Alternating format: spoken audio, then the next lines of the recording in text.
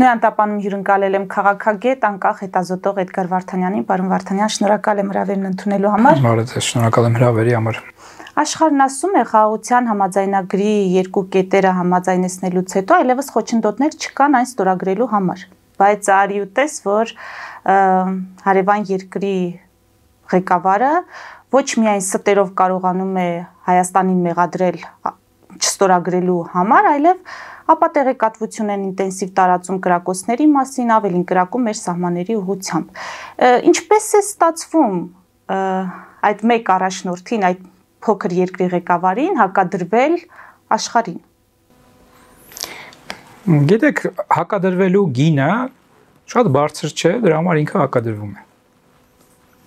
Իսկ ինքը հասկանում է, որ այս պարագայում ինքը դեռևս կարող է բարձր չվճարել այդ ամենի համար։ Այսինքն ինքը հասկանում է, որ այս պայծրությամբ չեն կարող լինել այն ճնշումները, այն սանկցիաները, որոնց մասին խոսվում է շատ հաճախ, որովհետև այնպեսին չէ իրավիճակը, որ թույլ կտա միջազգային հանրության այս կամ այն խաղացողին հենց այս պայծրությամբ կիրառել այդ սանկցիաները, եւ վերջի վերջո նա գտնում է հավանաբար, որ այս պահի դրությամբ իրեն խաղաղությունը հավելյալ ինչ որ արժեք չի տալիս, ավելի շուտ խաղաղության պայմանագիր է, ավելի ճշգրիտ լինենք այս առումով, եւ գտնում է, որ կարող է դեռևս իր հնարավոր ստորագրությունը շատ ավելի թանկ վաճառել, եւ ինչու ժամանակ չձգել, եւ ինչու առևտուր չանել, եւ ինչու չփորձել հավելյալ դիվիդենդներ վերցնել, իսկ ինչու այսօր չեն սանկցիա կիրառում կամ ճնշում բանեցնում եւ այլն, թե օրինակ այսօր հարաբերական կայուն իրավիճակ է, այսինքն Ադրբեջանը այնպես չի, չէ, որ հիմա ռազմական գործողություններ է իրականացնում, կամ չի հայտարարել այն մասին, որ ինքը պատրաստվում է արձակում իրականացնել կամ գրավել Հայաստանը եւ այլն եւ այլն, եւ դա այնպիսի իրավիճակ է ստեղծում, որ դեռևս կողմերը բանակցությունների մեջ են, բացի այդ կան համաձայնեցված բոլոր կետերը, այսինքն բանակցային process է եղել, այդ բանակցային process-ը հանգել է նրան, որ բոլոր կետերը համաձայնեցվել են եւ զիջողը եղել է Հայաստանը։ Միջազգային հանրության տեսակետից դա բացարձակ կարևոր չէ, ով է այստեղ ավելի շատ զիջել։ Միջազգային հանրությունը նայում է հետեւյալ ուրեմն դիտանկյունից։ Կողմերը ունեն կոնֆլիկտ։ Կողմերը բանակցում են այդ կոնֆլիկտը լուծելու համար։ Կոնֆլիկտը բանակցելու ժամանակ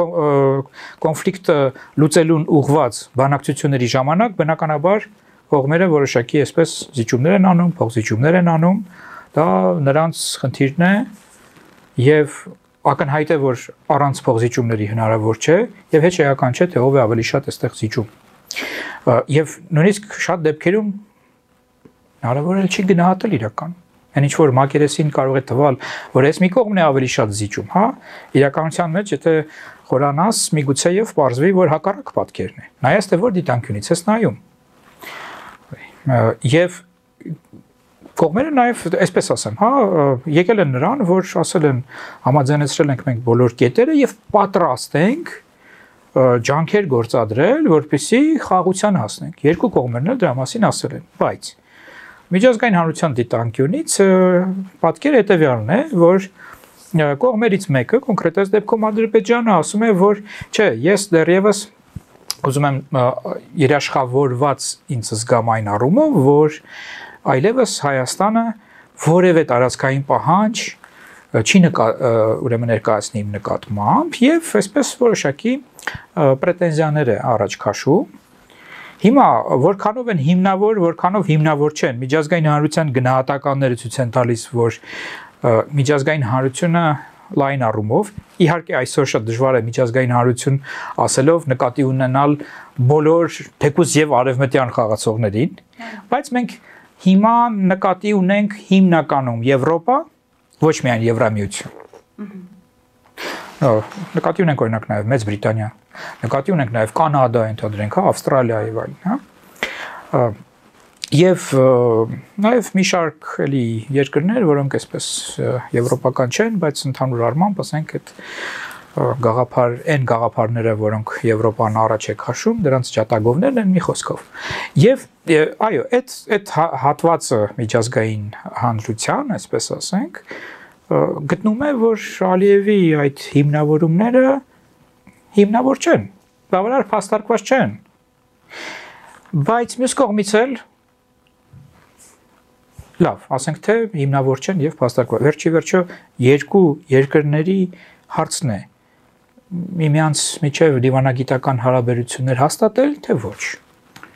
Ինչ կարգավորել հարաբերությունները, թե ոչ։ Եվ ինչ։ Ասում են, որ դե լավ չի, որ այսպիսի դիսկուրս եք առաջ քաշում, լավ կլինի, որ հնարավորինս արագ գնաք եւ ստորագրեք, չէ՞, դա են ասում Ալիևին։ Եվ վերջ։ Ալիևն էլ ասում է, դե գիտեք ինչ, դուք ճիշտ չեք այս առումով։ Հիմնավոր չեք քննադատում ինձ, իրականում Հայաստանն է ձգձգում, ես պատրաստ եմ։ Եվ տեսեք նրա համարության մեջ այսպիսի բաներ կան։ Մենք ինչքան էլ ասում ենք, որ չէ, բայց չկա նման բան, որ մենք ունենք սահմանադրական դատարանի համապատասխան որոշում, եւ այդ հարցը ամբողջությամբ փակում է, եւ այո, իսկապես հիմնավոր է մեր այդ մոտեցումը իմ խորին համոզմամբ, բայց Ալիևը կարողանում է հղում անել ուղղակի պրեամբուլային, այդ եւ մեր սահմանադրության համապատասխան, այդ մասին եւ ինքն էլ ասում է դե նայեք անկախության հռչակագիրը ինչ է ասում, պրեամբուլայում կա հղում անկախության հռչակագրին եւ ինձ միևնույն է դա համոզիչ չէ եւ գիտեք ինչ հիմա ասենք միջազգային հանրությունը սա դիտարկը որպես բանավեճ որպես մի բան, որը հա, փաստարկը Ադրբեջանի թույլ է, Հայաստանի փաստարկը ավելի ուժեղ է, բայց միևնույն է, այստեղ կա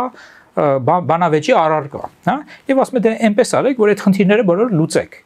Բայց միջազգային հանրության ճնշում կա Հայաստանի վրա, արձանագրել Հայաստանի վրա ճնշում եւ դրանով պայմանավորել, որ Հայաստանը ամեն դեպքում ընդառաջ է գնում Բաքվի պահանջների բավարարմանը։ Տեսեք, միջազգային հանրությունը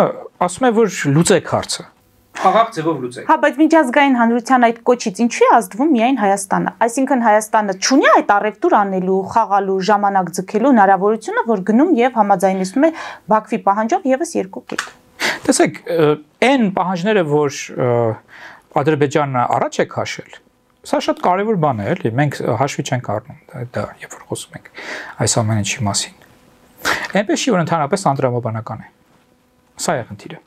Այսինքն եթե դու միջազգային հանրությանը ասես անտրամաբանական լրիվ պահանջներ է ներկայացնում ապրիորի անընդունելի եւ այլն, միջազգային հանրությունը կասի, բայց ի՞նչն է դրա անտրամաբանական։ Մենք գտնում ենք, որ բավականին նորմալ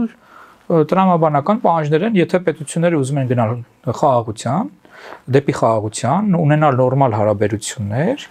ուրեմն իսկապես էլի, որ այդ հարցերը կարելի է եւ քննարկել եւ լուծել։ Ինչն է այդտեղ խնդիրը, որ կետերն են, որոնք պահանջել են Հայաստանի Հանրապետության կողմից, օրինակ զիջում, չգիտեմ, իր ազգային նպատակների տեսակետից, սուվերենության տեսակետից։ Երրորդ ուժերի այդ բացառումը սահմաններին, սա Հայաստանի համար վտանգավոր է, թե վտանգավոր չէ։ Մինսկի խմբի լուծարումը, որքանով է նպատակահարմար։ Նորից սա էլի, տեսեք, նայած, որ դիտանկյունից ենք մենք նայում։ Հիմա Հայաստանի շահերից։ Տեսեք, Հայաստանի շահերը վակուումում չեն կարող լինել։ Եթե Հայաստանի ցանկությունը եւ առնվազն հնարավորությունը մի կողմից էլ խաղաղության հասնելու կա, իրական է։ Այս դեպքում այդ քննարկելի հարց է։ Այսինքն, որտեվ Մինսկի խումբը այնուամենայնիվ կոնֆլիկտի մասին է, հիմա եթե կոնֆլիկտը լուծում են կողմերը, իրենք կարող են վերջի ասել, որ հա, մենք անհրաժեշտ չենք գտնում Մինսկի խմբի գոյության մասին, հա։ Հիմա տեսեք, Հայաստանը կարող է դրա մասին ընդհանրապես չխոսել, ասել դա անեական բան է, բայց Ադրբեջանն է խոսում, չէ։ Հիմա եթե ընդհանուր առմամբ դա անեական արդեն բան է, բայց քանի որ արդեն Ադրբեջանը խոսում է, ըստեղ չկա իմաստ դրան դիմադրելու, որովհետև դու ապակառուցողական արդեն կարող ես դիտարկվել։ Այսինքն, եթե նայեք, Ադրբեջանը եթե այնպիսի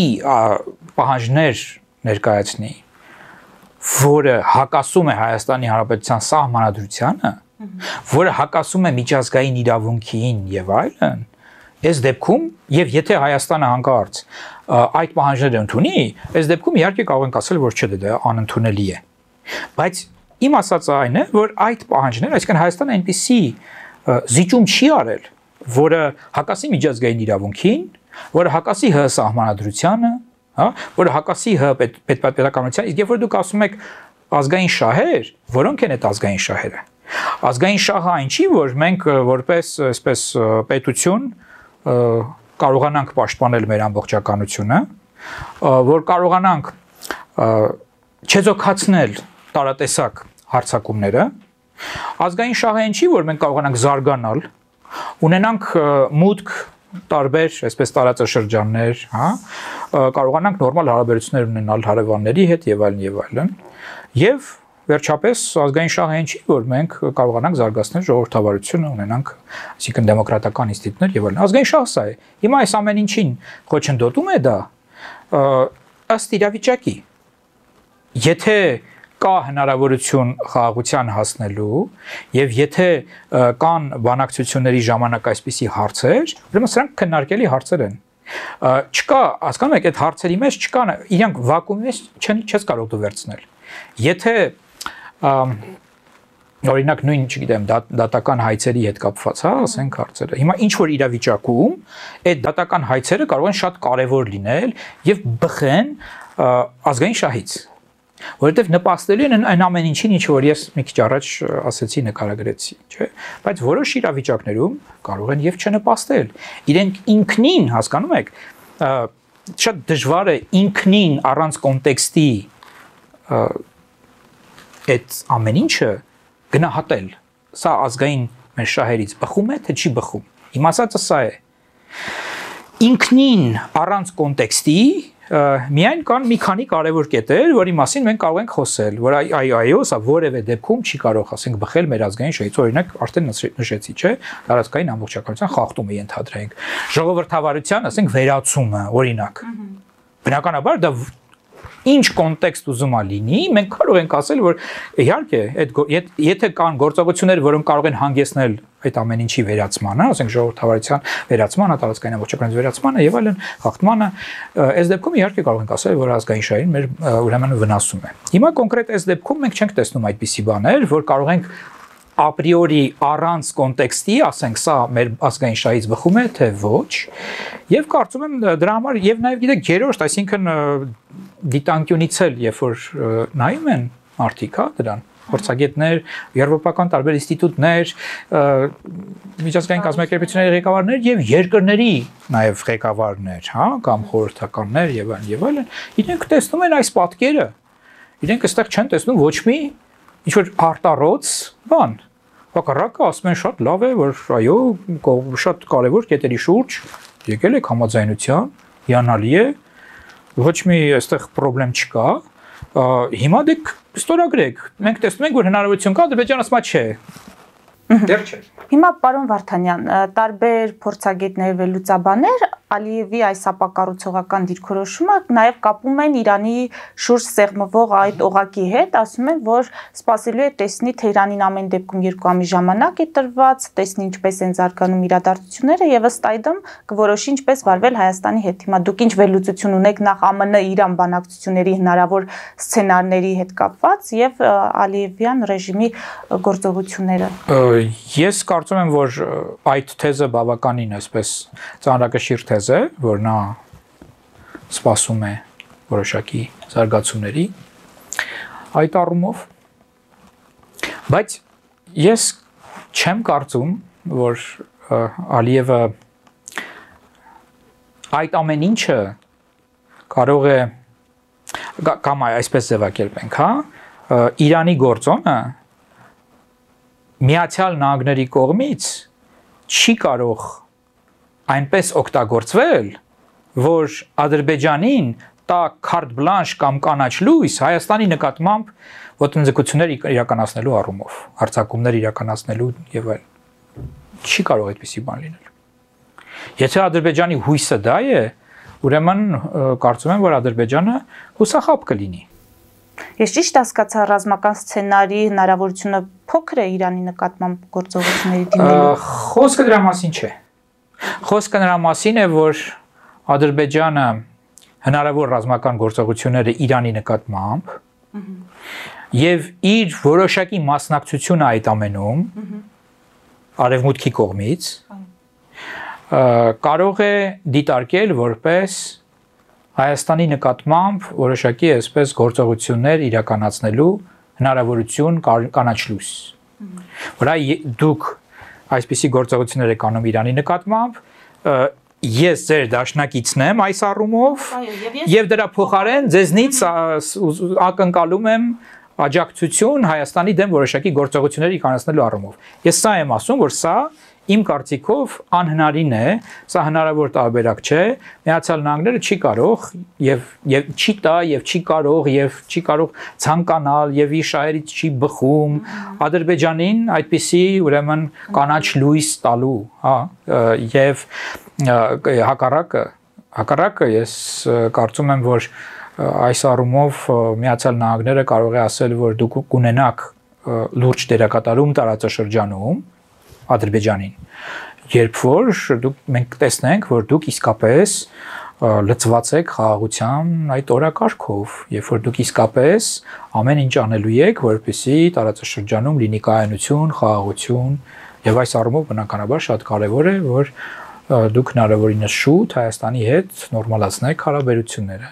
Եվ այս առումով կունենաք բավականին լուրջ դիվիդենդներ։ Եվ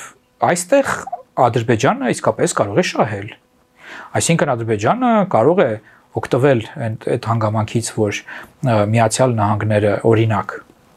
այսօրվա վարչախումբը, հա, քիչ ուշադրություն է դարձնում երկրի ներքին խնդիրներին, մարդու իրավունքների ոտնահարումներին երկրների ներսում, եւ մեծ ուշադրություն է դարձնում նրան, թե որքանով է այս կամ այն պետությունը Միացյալ Նահանգների շահերի տիրույթում գործում, որքանով է նպաստում Միացյալ Նահանգների հզորացմանը, եւ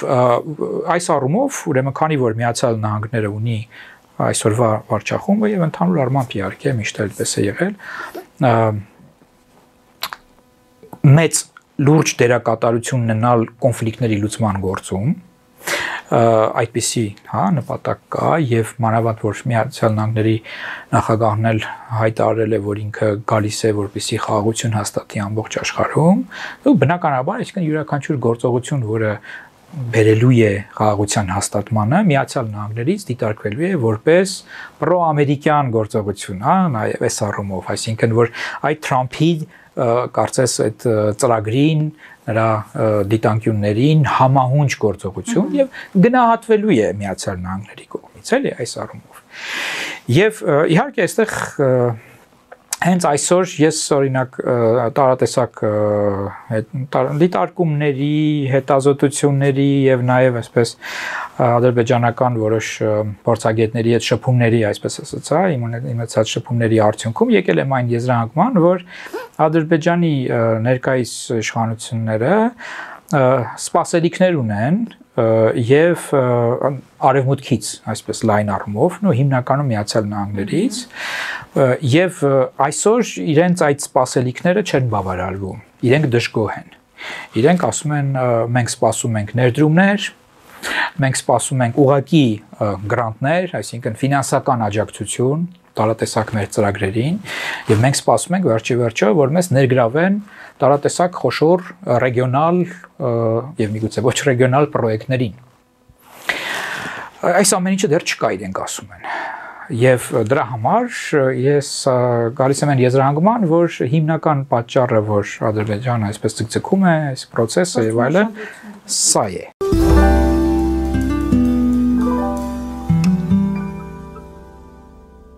Jackpot հագուստի վաճառակենտրոնը վերաբացվել է Թահանգա քաղաքում։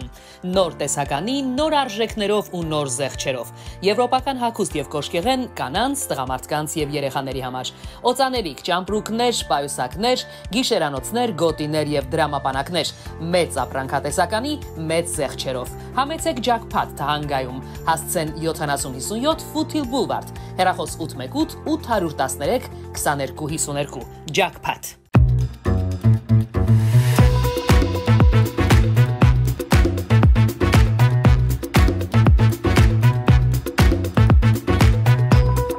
Արարատ ռեստորան, ընտանեկան եւ ընկերական ժամանցի լավագույն հասցե, սիրված արտիստներ, հյուրընկալ մթնոլորտ, հարուստ ճաշացան, անմահական խորտիկներ, Արարատ ռեստորան, հասցեն անփոփոխ, սիրով սպասում ենք ձեզ։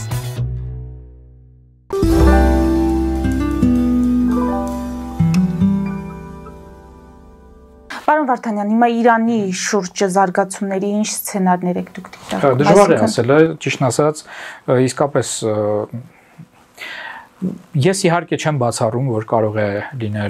կարող են լինել թիրախային, ուրեմն հարվածներ Իրանի տարբեր ռազմական օբյեկտների ուղղությամբ, Իսրայելի, Միացյալ Նահանգների, այսպես հիմնականում համատեղ ջանքերով, բայց նաև ոչ պակաս, այսպես ասենք, հավանական եմ համարում այն, որ Իրանը եւ Միացյալ Նահանգները բանակցությունների ուրեմն արդյունքում կարող են գալ ընդհանուր հայտարարի։ Այստեղ իհարկե իրանագետները շատ ասելիք կունենան, շատ բան կախված է նաև նրանից, թե Իրանի ներսում ինչպիսի իրավիճակ է։ Գիտեք, շատ տարբեր իրավիճակներում, օրինակ նույն կոշտ գործողությունները արտաքին ուժերի կողմից կարող են բերել լրիվ տարբեր արդյունքների։ Օրինակ, մի դեպքում կարող է բերել այնպիսի իրավիճակի, երբ որ հասարակությունը համախմբվի եւ որևէ ճգնաժամ չստեղծվի երկրի ներսում, եւ արդյունքում ընդհանուր առմամբ իշխանությունները դուրս գան, այսպես հաղթած, որովհետեւ հակառակ պարագայում չէին կարողանալու օրինակ երկրի ներքին խնդիրները լուծել, իսկ այս դեպքում ունենում են համախմբված հասարակություն, որը աչք է փակում, ասենք, շատ տարբեր հարցերի վերաբերյալ, ասում է, չէ, մենք արտաքին վտանգի առջև պետք է միասնական լինենք եւ մենք դիմադրեցինք, կարողացանք հասնել արդյունքի, մեծ ծնկի չբերեցին եւ այլն, բայց կարող է նաեւ հակառակ էֆեկտի բերել, երբ որ պարակտումներ լինեն երկրի ներսում, երբ որ ինչ որ տարբեր ուժեր դուրս գան արդեն իշխանությունների դեմ, ասելով, որ այս ինչ վիճակի եք հասցրել մեր պետությունը, որ մեզ հիմա ռմբակոծում են եւ մի խոսքով էլի այսպես չի կարելի շարունակվել, պետք է ռեֆորմներ անենք եւ այլն, դժվար է, անկեղծ եմ ասում, դժվար է ասել, որ այդ երկուսն էլ հնարավոր է։ Ամեն դեպքում ոչ լայնածավալ պատերազմի այդ երևի թե քիչ հավանական սցենարն է,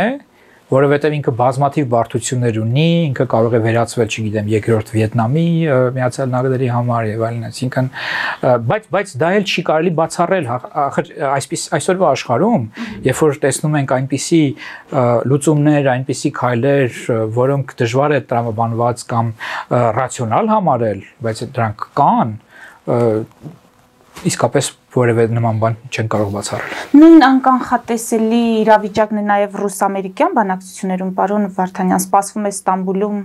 երկու երկրների ներկայացուցիչների հանդիպում, բանակցությունների երկրորդ փուլը ըստ էության։ Մոտավորապես միգուցե այստեղ մի քիչ այլ է իրավիճակը ինչից ելնելով նրանից, որ ասենք Միացյալ Նահանգների եւ Ռուսաստանի այսօրվա իշխանությունների միջև այնուամենայնիվ կա ավելի մեծ փոխըմբռնում, քան օրինակ Միացյալ Նահանգների եւ Իրանի, ղեկավարությունների միջև, այսինքն շատ հաճախ տեսնում ենք, որ չգիտեմ, բազմաթիվ հարցերի վերաբերյալ, ասենք Թրամփի եւ Պուտինի մոտեցումները համընկնում են, բայց միևնույն է չկա խաղաղություն։ Այո, բայց մի շարք այլ հարցերի վերաբերյալ իհարկե չեն համընկնում, բացի այդ խնդիրը միայն ղեկավարները չեն, չէ՞, վերջի վերջո գործ ունենք Միացյալ Նահանգների որպես պետություն, դա անկախ ամեն ինչից դեմոկրատական պետություն է մնում եւ ունենք այսպես խիստ ավտորիտար Ռուսաստան եւ պարզ է որ այստեղ լրիվ այլ տեսակի կարող են հարաբերությունները լինել անկախ նրանից թե ինչպիսին են շփումները, ինչպիսի մակարդակի շփումներ են լինում երկրի ղեկավարների միջև եւ իհարկե այստեղ նաեւ հետեւյալ բանն պետք է նշել որ օրինակ Թրամփը ինքը կարող է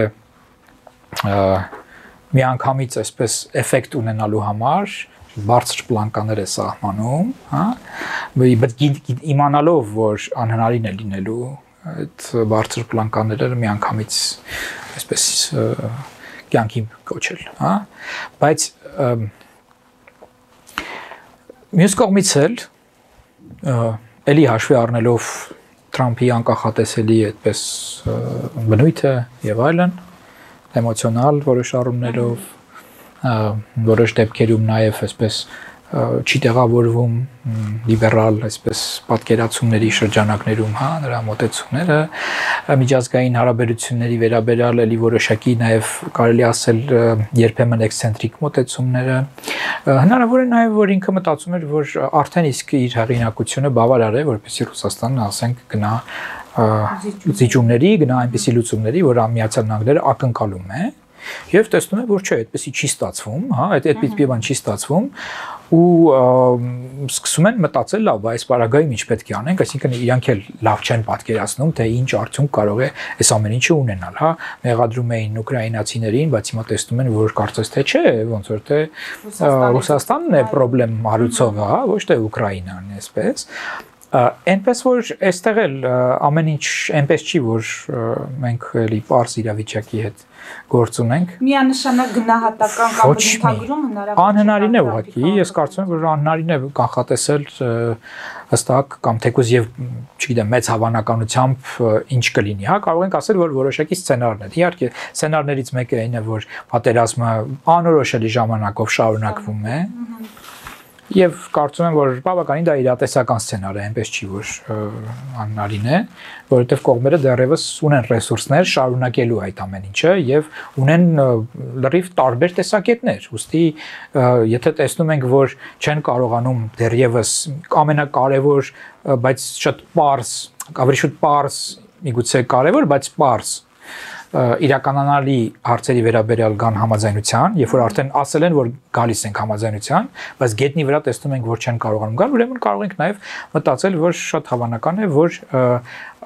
հետ այսուհել նրանք չկարողանան համաձայնությունների գալ տարբեր հարցերի վերաբերյալ եւ այդ ամեն ինչը շարունակվի։ Մյուս կողմից էլ իհարկե այդ աստիճանական սցենարը, երբ որ էլի կամած մարում է պատերազմը, դա էլ բավականին հավանական տարբերակ եմ ես համարում, այսինքն այտենց մի կողմից բանակցություններ, պակաս արդյունավետ, հետո մի քիչ ավելի արդյունավետ եւ այլն, բայց ընթացքում տեղի են ունենում ուրեմն ռազմական գործողություններ, բայց սահմանափակ։ Տրամաբանությունը կարծես դա է հուշում նաև շատ առումներով, որովհետև տեսնում ենք թե ինչ կա բանակցային սեղանի շուրջ դրված, հա, ինչ առաջարկներ են լինում եւ այլն, այս առումով այն ինչը որ քիչ հավանական է, բայց նորից միևնույն է, նույնիսկ եթե քիչ հավանական է, այսօրվա աշխարհում չի կարելի էլի բացառել, որ ամենաքիչ հավանական սցենարը կարող է եւ լինի, որ չգիտեմ, օրինակի համար վաղը չեմ յուսորը այնպիսի համաձայնության կան, որ ընդհանրապես հենց միանգամից պատերազմը կանգնացնեն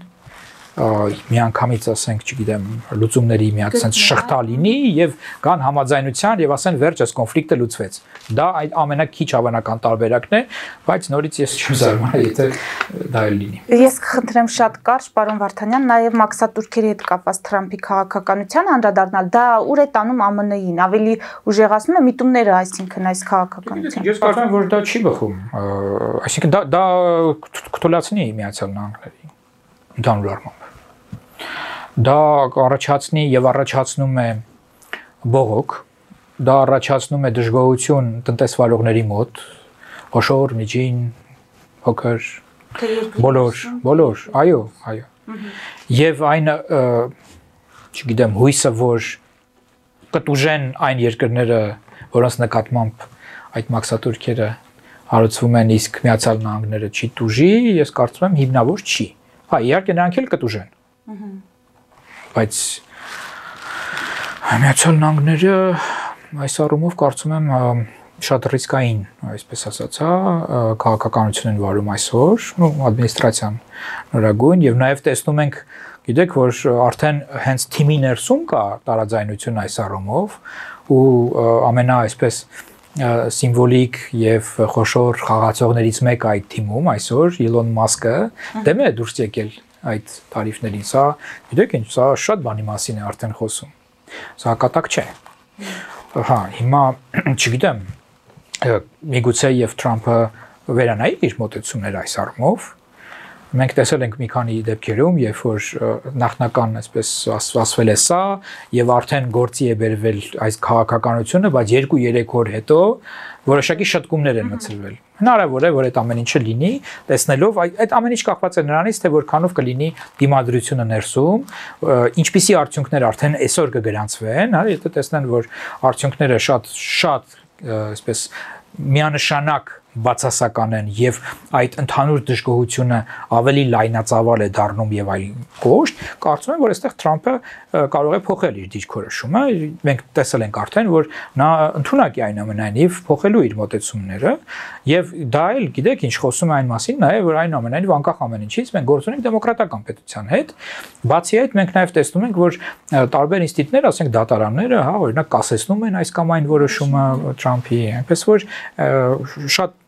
գործոններ կան, հա, որոնք կարող են սահմանափակել եւ ազդել գործընթացների վրա։ Շնորհակալ եմ։ Մեզ դիտողներին հիշեցնեմ, որ ես զրուցում էի քաղաքագետ անկախ հետազոտող Էդգար Վարդանյանի հետ, դուք կարող եք միանալ մեր Patreon-ին, էկրանին երևացող QR կոդով եւ նաեւ այն հարթակում հետեւել մեր ուղիղ եթերներին։